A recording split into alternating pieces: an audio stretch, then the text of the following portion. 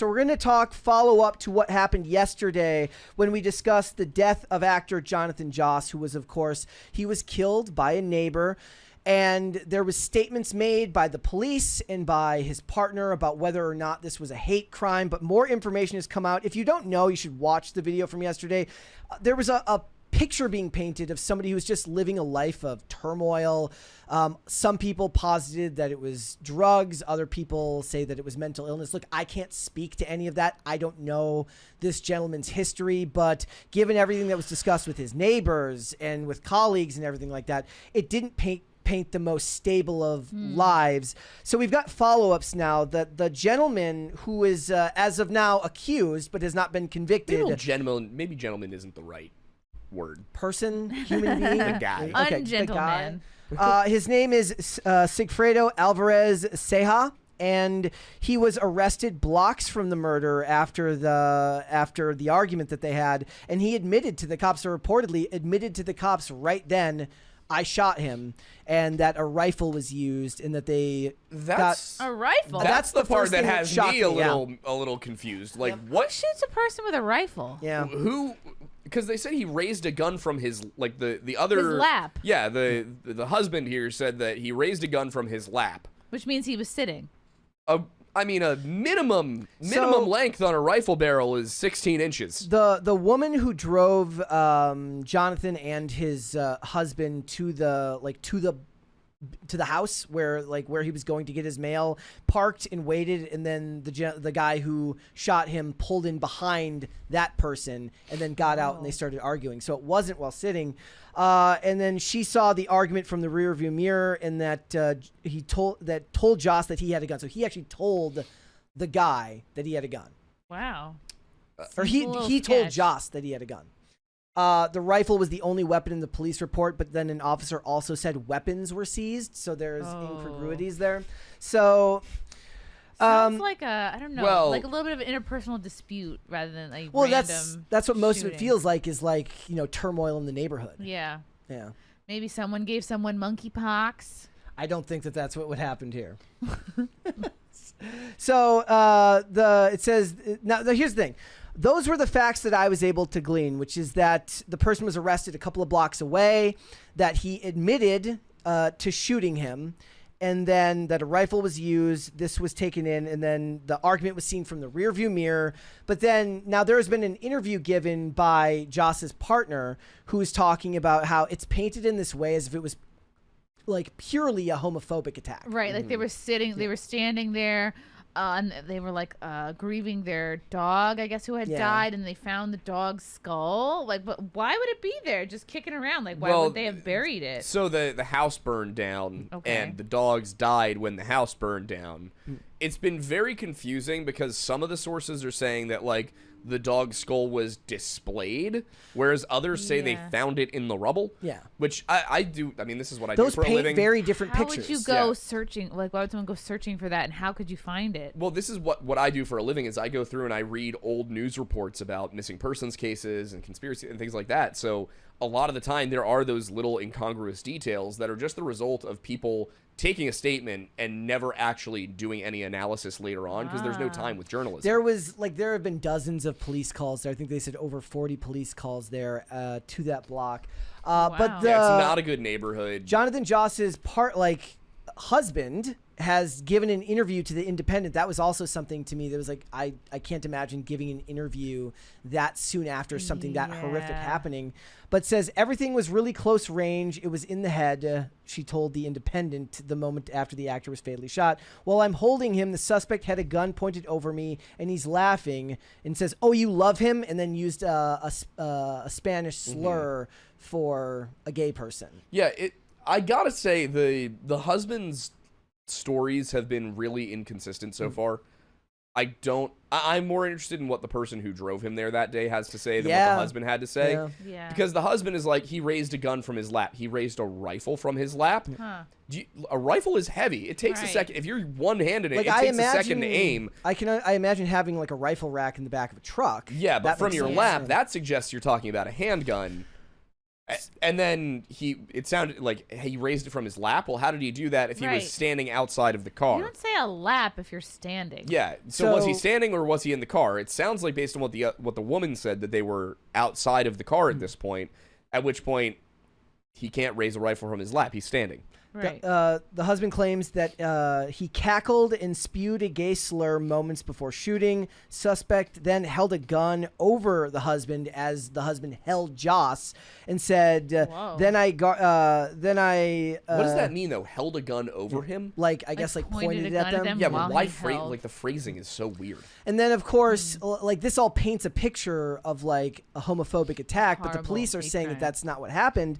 But then the husband is like pushing back and saying that the police department ignored everything that they had ever reported their neighbors for. Says Wow. they ignored us, refused to file police reports for 2 years. Now they are trying to say it wasn't a hate crime. So Huh. the husband is painting it as Tristan is the name Yeah. is painting it as the police aren't doing their jobs. Like, I could see it being a hate crime. At the same time, I'm not seeing a ton of like hard evidence that it is. Yeah. Also, is this a little bit like a Jussie Smollett? It's just, I don't know. It seems a little similar. Well, no, this attack actually happened. I know it happened, but I don't know. I'm just like sus of the details. So police were called. So then it says one of the pair's neighbors who asked that their name not be shared due to fear of retaliation said that Joss was difficult to live by. He's been a nightmare, the neighbor said. The husband acknowledged that his husband had a tendency to be loud. Me and Jonathan would be out there late at night playing the drums, singing, being a nuisance. If you're going to make it hard for us to live here, you ain't gonna get no sleep. So it sounds like the most awful like neighborhood. Like if you've lived in any type of suburb, like where like neighbors hate each other, or This any is type in where? the city where people don't get along. What city is this? This is in San Antonio. There's another weird thing about Huh. this report that I'm seeing, by the way. The earlier in the article, it says that the female drove the actor from Austin, Texas to a home with another passenger, An and it's an unidentified- unidentified passenger. And then later in the article, we get that Tristan Karen de Gonzalez claimed he was with Joss, but it sounds like there has not yet been confirmation that he was actually there. I took that to Wow. mean that the unidentified person was the husband, but I that, don't know whether that's that's the accurate or thing not. is like, is it that the police report hasn't identified who the other passenger was, Yeah. and why then would the police report not identify who the? I understand not identifying the woman, but the spouse. Yeah. doesn't In make June sense. of 2024, Seha told the police that Joss approached his house with a crossbow and hurled racial slurs at him. According to a separate police report, Joss confirmed to the police that he walked over to Sehas's house, talk about their dogs fighting with each other, according to the report. So back and forth repeatedly between Yeah, this them. is sounding more like a dispute between neighbors that got out of hand. Some of the super chats have some interesting opinions on what happened. Well, we'll get to we'll get We'll to get it to those. afterwards. We'll end up talking about it. Look, I don't know. I just think that it's kind of insane how much has developed in just a couple of days, and really more than anything, I just find it to be tragic. Like Yeah, it's it just sounds really tragic. sad. It also it's like I feel like we're in this culture now where. Because this happened at the start of Pride Month, it took on a narrative right away. Now it could have been that. For all I know, the guy might have yelled those slurs at him. I don't know. I don't want to take anyone's word for it because I'm just not going to. Like I said, outside of like there being a miraculously placed Ring camera from a neighbor, I don't know if we're ever going to know. The woman who drive them might be the most reliable, unbiased source I think to that's tell probably you what happened. I want to know her account of it. Yeah. Yeah. I mean, at least they have a suspect. Well, that's what I'm curious about. Is like, how publicized will the trial here be? I don't think this one will rate that way, sadly. Like, I don't. I think that this one took on a certain undercurrent because of the Yeah. day that it happened on. But because and this is a sad truth, that because the guy's just not a very famous actor, we all know that, celebrity deaths are treated very differently from, when, like, people die in disputes with their neighbors every day.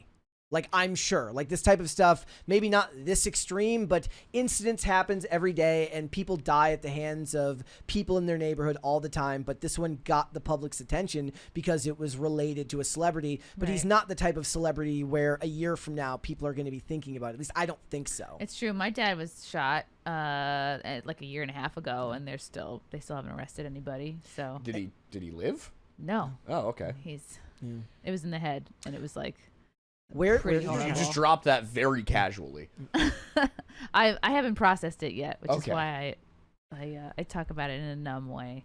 Over the past 36 hours, local residents have recounted tales of Joss having been alternately really sweet, then at times wandering around the street ranting and raving. One called Joss erratic and claimed that he told people that he was God. Another neighbor shared a video with local CBS affiliates purportedly showing Joss walking back and forth with a pitchfork screaming. The SAPD said that it responded to more than 40 calls involving Joss in 2024, ranging from welfare checks, mental health checks, and dust-ups with neighbors. However, according to the husband who married Joss this past Valentine's Day, the actor may have been loud, but he was never violent. It says, quote, "I don't care if me and my husband were walking around with one pitchfork in our hand and another pitchfork up our ass.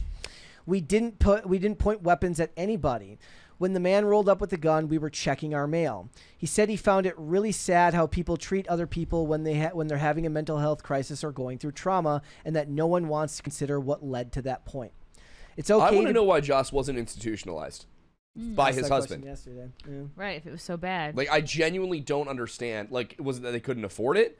This guy has famous actor friends. He's clearly struggling. Yeah, Chris Pratt was like the first person You're telling me Nick Offerman, Chris Pratt, Amy Poehler, all of these people on Parks and Rec couldn't put together a couple $1,000 to go send him to an inpatient facility so that they can figure out what's going on? I mean, that's the type of thing that sadly, like, unless there's press, like, oftentimes it's not until something bad happens that he would have to 40 calls in a year is something bad. I mean, but that's not going to make the news. They're not going to see that. He would have to reach out to them and ask for help. But that's the thing, is the husband could have reached out and asked for help. I mean, does the husband have Chris Pratt's phone number? He's got Joss's phone. Yeah. I mean, I don't even know if necessarily that means that he had Joss's. I mean, I'm not saying it's the husband's fault. I'm just saying stuff like this, like, we need to have a system that deals with mental health in this country that isn't just BetterHelp. Like, right. Yeah. The two coped using humor and, quote, always found something at the end of the day to laugh about. As the husband explained, as he now prepares his husband's funeral, people have inquired about his plans for the body, whether Joss wanted to be buried or cremated. Quote, "I don't take joy in quoting Jonathan," which is actually paraphrasing a line from It's Always Sunny in Philadelphia. He used to love to tell people, "When I die, I don't care what you do with me. Cut me up and make soup out of me. I don't care. It makes me laugh now because I know Jonathan's laughing too." That's the right attitude. So it's just a crazy story. But the sad thing is I don't think it's going to rate in the same way that the death of a major celebrity was. And that's a statement on our culture, I suppose, and the disposability of news and all that. But I do think that there's way more to this story than what has been out now. But I do think it's no one's gonna care in they're 2 not weeks. And plus, like I said, the guy already admitted it, and I'm sure that his lawyer, whatever lawyer he ends up with, is looking to suppress that confession right now because he didn't have a lawyer and whatnot. Wow. So I don't know whether that'll work, but it's going to be interesting. It might be something worth at least following up and continuing to follow. But like, if you want perspective in the realm of like even like the space like this, channels just won't cover it if it's not Not splashy enough. It's not splashy enough. What voice did he do? He was John Redcorn. Which one was he? The Native American guy. Oh. So it's just it's sad. Thanks for watching. Listen to full episodes of Pop Culture Crisis on Spotify. Keep up with us on social media and make sure you subscribe and ring that bell so you never miss the show. Bye, guys.